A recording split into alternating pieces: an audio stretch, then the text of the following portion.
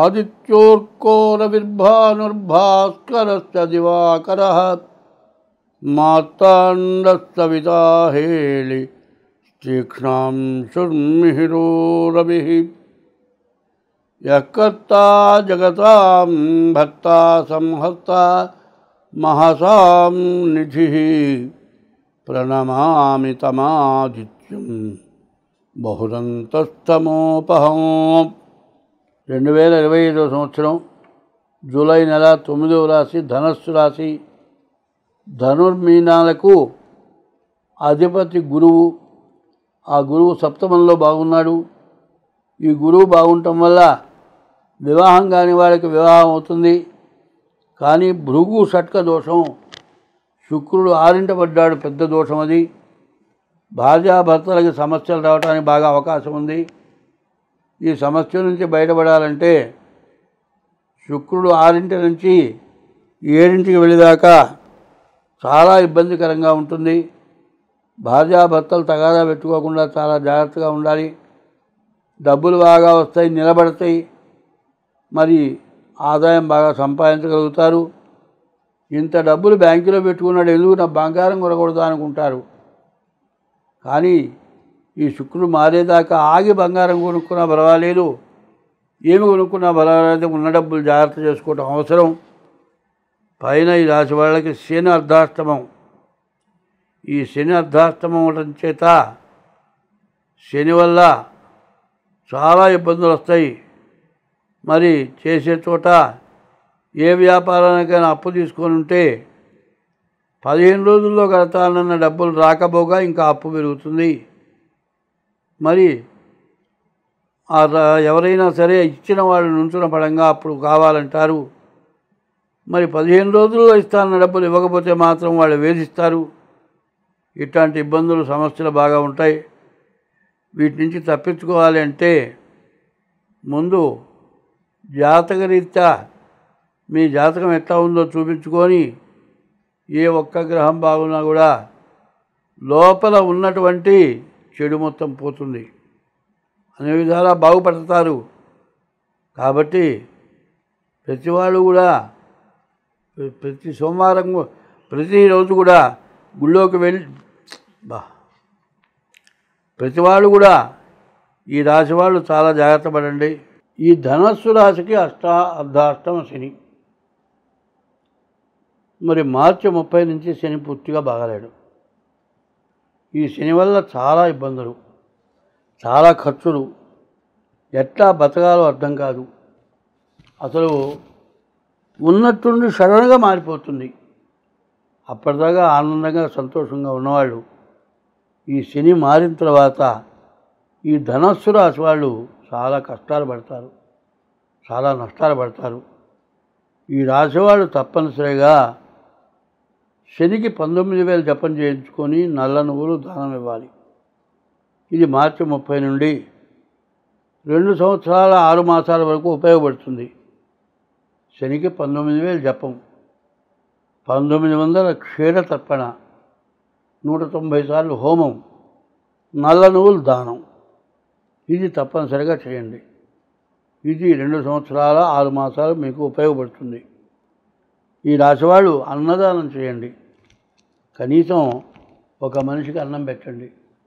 కాదు అడుక్కుండే వాళ్ళని పిలిచైనా సరే అన్నం పెట్టండి. అసలు అన్నం లేని వాళ్ళకి అన్నం పెట్టండి. బాగా అన్నం ఉన్న వాళ్ళని పక్క వాళ్ళని మర్యాద చేసి పిలిచి భోజనం కాదు. దానివల్ల ఏదో నిన్ను గొప్పగా చెప్పుకుంటారని పంచపక్ష పరవాన్నాలు చేసేవాళ్ళని పిలిస్తే వాళ్ళు రావటానికి ఇబ్బంది పడతారు. ఒకవేళ వచ్చిన తర్వాత నువ్వు ఎంత రుచిగా చేసినా తినటానికి మొహమాట పడతారు. ఇంత తిన్నారు అనుకుంటారు అనుకునేవాళ్ళు చాలామంది ఉన్నారు.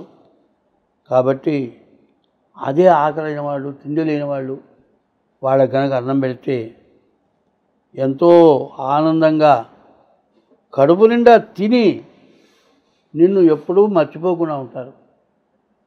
అన్నదానము కన్నా అధిక దానము లేదు. ఈ అర్ధాష్టమ శని వల్ల అన్నదానాన్ని మించినటువంటి దానం ఇంకో దానం లేదు. కాబట్టి ఈ రాశి వాళ్ళు అన్నదానం చేసుకోండి, శనికి జపం చేయించుకోండి, అన్ని విధాలా బాగుంటుంది. మేషం దగ్గర నుంచి మీనం వరకు రకరకాలైన సమస్యలు. 9 గ్రహాలు ఉన్నాయి కదండి. మనిషికి 9 అంగాలు ఉన్నాయి. కళ్ళు 2, చెవులు 2, ముక్కులు 2, 6, నోరు 1, 7, ఒంటేలు 1, 2, రెండేళ్ళు 1, 9 అంగాలు. ఏది సరిగ్గా పనిచేయకపోయినా సమస్యే. కళ్ళు కనపడకపోయినా బాధే, చెవులు వినపడకపోయినా బాధే, గాలి ఆడకపోతే నిమిషాల మీద ప్రాణం పోతుంది, యూరిన్ రాకపోతే అప్పుడప్పుడు ఆపరేషన్ చేయాల్సి వస్తుంది. ఇట్లా ఈ 9 అంగాలు కూడా జాగ్రత్త పెట్టుకోవాలి. ఈ 9 అంగాలు కూడా 9 చాలా విశేషమైంది. మరి ప్రత్యేకించి చెప్పాలంటే మరి ఈ ఫోన్లలో 9 సంఖ్యతో ప్రారంభమవుతుంది. 9 చాలా విశేషమైంది. మంచి చేసేది, చెడు చేసేది కూడా ఇదే. మంచికి బాగా ఉపయోగపడుతుంది. నువ్వు జాగ్రత్తగా ఉంటే నీకు మంచి జరుగుతుంది. అయితే దీని అంతటికీ నీ ప్రవర్తన చాలా విశేషంగా ఉండాలి. ఈ ప్రవర్తన ఎట్లా ఉంటుందంటే అవసరాన్ని బట్టి త్యాగం కావాలి. హాస్పిటల్లో పేషెంట్ చేరితే బయటికి పోయి అన్నం తెచ్చుకుంటే అన్నం నిన్నటితో ఇవాళతో తెలియదు, ఓవెన్లో పెట్టిస్తాడు. 2 రోజుల క్రితం అన్నం ఓవెన్లో పెట్టిస్తే అది రోగం పెరుగుతుంది కానీ తగ్గదు.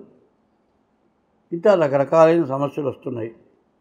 ఈ సమస్యలు రావడానికి కారణం ఏంటంటే మనం చేసుకున్నటువంటి పాపపుణ్యాలను మాత్రం గుర్తుపెట్టుకోవాలి. తెలిసి పాపం చేసిన అనుభవించాల్సిందే, తెలియక పాపం చేసిన అనుభవించాల్సిందే.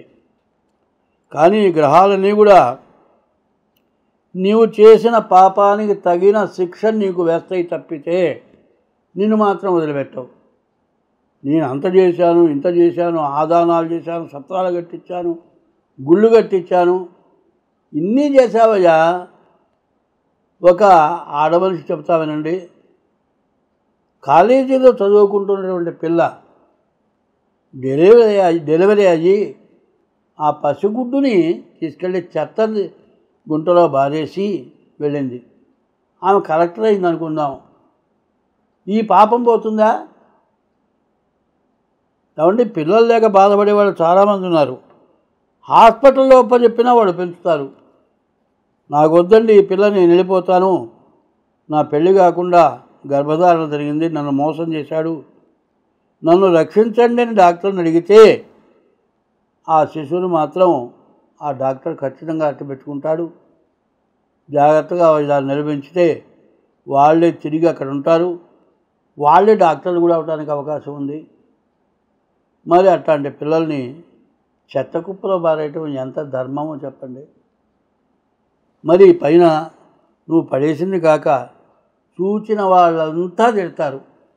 అవి పెద్ద పెద్ద మంత్రాలండి, మామూలు మంత్రాలు కావు అవి. దేవుడి పూజకి 108 మంత్రాలతో అష్టోత్తరం చేస్తున్నాం. ఆ చెత్త కుప్పలో ఉన్న బిడ్డను చూసి ఆ తల్లిని కొన్ని వేల మంది తిడతారు. ఇవి కూడా తగులుతాయా తగలవా ఆలోచించండి. ఇటువంటి పాపాలు మనం చేసుకుంటున్నాం. ఇట్లాంటి పాపాల వల్ల చాలా బాధలు కలుగుతున్నాయి. భార్యాభర్తలకు ఎడలబాపుతున్నారు, తల్లిదండ్రులకు అన్నం పెట్టకుండా వెళ్ళగొడుతున్నారు. తల్లిదండ్రులకు అన్నం పెట్టకుండా వెళ్ళగొట్టడం బాగా ఎక్కువైపోయింది. వృద్ధాశ్రమాలు విపరీతంగా పెరిగిపోయినాయి. వాళ్ళంతా కూడా వృద్ధాశ్రమాల్లో జీవితం గడుపుతున్నారు. చివరికి లేవలేని మంచంలో పడుకున్న రోజున వాళ్ళ గతి ఎట్లా ఉంటుందో వృద్ధాశ్రమంలో వాళ్ళు చూస్తారో తెలియదు, చూడరో తెలియదు. మరి బిడ్డలన్న వాళ్ళని కన్నది ఎందుకంటే తల్లి 9 నెలలు మోసే బిడ్డని కంటే ఆ బిడ్డ అన్నం పెట్టకపోతే అంతకంటే పాపం ఇంకేమన్నా ఉందా? మరి కన్న తల్లికి బిడ్డ అన్నం పెట్టలే. అన్యాక్రాంతమైన సంతానం కానీ పిల్లల్ని పారేస్తున్న వాళ్ళు కొంతమంది ఉన్నారు. ఇవాళ మన భారతదేశంలో భార్యాభర్తలు విశేషమైనటువంటి వాళ్ళు. సన్యాసి కంటే సంసారి, ఆడమనిషి ధర్మపత్ని అన్నారు, భర్త భరాయించేవాడు అన్నారు, సన్యాసి కంటే సంసారికి మోక్షమైన మార్గం చాలా తేలిగ్గా ఉంది. కానీ దాన్ని అనుసరించక ఎంతో కాలం ఉండనటువంటి యవనాన్ని గురించి రకరకాలైన పనులు చేసి దానివల్ల పట్టుబడ్డ వాళ్ళు, శిక్ష అనుభవించిన వాళ్ళు, శిక్ష అనుభవించినా చేసిన పాపం వృధా పోదు. ఒక్క పురుషుడికి ఒక్కతే స్త్రీ అని చెప్పుంటే మరి వ్యభిచార గృహాలు పెరిగి వాళ్ళ క్యాన్సర్లు వచ్చి, ఎయిడ్స్ వ్యాధులు వచ్చి ఇవన్నీ రావడానికి ఎవరండి? మనమే కారకులు. ఎవరికి వాళ్ళు తెలుసుకోవాల్సిన అవసరం ఉంది. ఆహారం కూడా చెడిపోయిన ఆహారం కూడా పెట్టకూడదు. దానివల్ల కూడా ఇబ్బందులు వస్తున్నాయి. ఇప్పుడు దాదాపు నాన్ వెజ్ తినడం మంచిది కాదేమో అనుకుంటున్నా నేను. ఎందుకంటే వెజ్ ఆహారం తింటేనే రోగాలు వస్తున్నాయి. నాన్ వెజ్ అనేటప్పటికల్లా ఆ జీవరాశులకు ఏ రోగం ఉందో అది తింటే ఇబ్బంది అవుతుంది. కాదు, హోటల్స్లో కూడా నీవు అనుకున్న జీవరాశి ఆహారం కాకుండా వేరే జీవరాశి ఆహారాలు పెడుతున్నారని తెలుస్తోంది. కాబట్టి ఆహారం, నలుగురితో కలిసే వ్యవహారం, చదువుకునే విద్య, సంపాదించే ధనం ఇవన్నీ కూడా సద్వినియోగం అయితే బాగుంటుంది. దుర్వినియోగం అయితే మాత్రం నష్టం మీరే పడతారు, ఇంకోటి పడరు. కాబట్టి ఈ 9 రాశుల 12 రాశుల వారికి చెప్పింది ఇది విశేషమైన సమస్య. ఈ సమస్య బాగా గుర్తుపెట్టుకోండి. ఇదికి 1కి 10 సార్లు చూడండి చెప్పింది. మనం ఏం తప్పు చేస్తున్నామో 10 సార్లు చూసిన తర్వాత అయినా మన మనస్సు మారుతుందేమో, మనం బాగుంటామేమో అని కోరుతున్నాను. స్వస్తి.